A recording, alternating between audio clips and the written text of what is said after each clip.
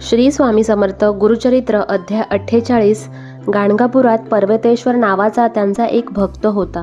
तो शूद्र होता. त्याने काया वाचा मनाने गुरुभक्ती केली. श्री गुरु रोज नित्यनेमाने संगमावर स्नानासाठी जात असताना त्यावेळी तो त्यांच्या मार्गावर त्यांच्या शेतात उभा राहत असे. श्री गुरु येत आहेत हे पाहून तो रोज धावत येत असे आणि त्यांना साष्टांग नमस्कार करून परत जात असे.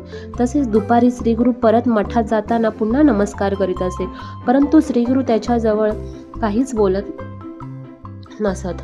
एक दिवस शूद्र नमस्कार करण्यासाठी आला तेव्हा श्री गुरुने त्याला विचारले, तुझ्या मनात काय इच्छा आहे ते सांग. तेव्हा शूद्राने विनंती केली, माझे शेत चांगले पिकावे अशी इच्छा आहे. मी शेतात जोंधळे पेरले आहेत. तुमच्या कृपेने पीक चांगले येत आहे. आपण माझ्या शेताजवळ यावे व अमृतमय दृष्टीने पाहावे. तेव्हा श्री गुरु त्याच्या शेताजवळ गेले व त्याला म्हणाले, तू जर माझे ऐकणार असलास तर सांगतो. माझ्या बोलण्यावर विश्वास ठेवायला हवा. तेव्हा पर्वतेश्वर म्हणाला, स्वामी गुरुवाक्यच मला प्रमाण आहे. दुसरा भावच माझ्या मनात नाही. तेव्हा श्री गुरुनी आज्ञा केली, मी संगमावर जात आहे. मध्यान्हीपर्यंत येई तोपर्यंत सर्व पीक कापून टाक. असे त्या शूद्राला सांगून श्री गुरु संगमावर गेले व शूद्र मनात विचार करू लागला की गुरुवचनच आपल्याला प्रमाण आहे. असा विचार मनात करून त्याने लगेच लोक जमविले व तो पीक कापू लागला.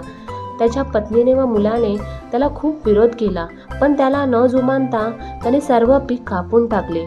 श्री गुरु परत येताना तो वाटेत जाऊन उभा राहिला. त्याने श्री गुरुंना वंदन केले व कापलेले पीक दाखविले. श्री गुरु त्याला म्हणाले, अरे उगीच कापलेस रे, मी तुला गमतीने सांगितले. तेव्हा तो म्हणाला, स्वामी तुमचे वाक्य मला प्रमाण, तीच मला कामधेनू. त्यांची गुरुनिष्ठा पाडून श्री गुरु म्हणाले, तुझा विश्वास असेल तर चिंता करू नकोस, तुला खूपच मोठे फळ मिळेल. पर्वतेश्वराची बायको मुले शोक करू लागली. आमच्या तोंडचा घास गेला असे म्हणत होती. शूद्र सर्वांना समजावून सांगत होता, माझ्या श्रीगुरूचे वचन म्हणजे मला कामधेनू आहे. तेव्हा तुम्ही काही काळजी करू नका, आपले नुकसान होणार नाही हे मला माहीत आहे. अशा रीतीने 8 दिवस गेले, पण अत्यंत थंड वारे वाहू लागले आणि गावातील सर्व पिके नासले. साऱ्या देशातले पीक थंडीने नष्ट झाले आणि मूळ नक्षत्रावर अचानक पाऊस पडून नाश झाला. गाव नापीकच ठरला. पण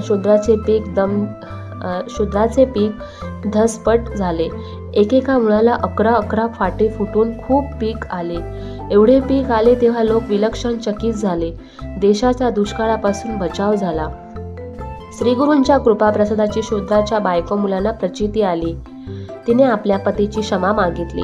नंतर त्यांनी शेतात पांडवांची पूजा केली व श्री गुरु दर्शनासाठी गेले. त्यांनी अनेक उपचाराने श्री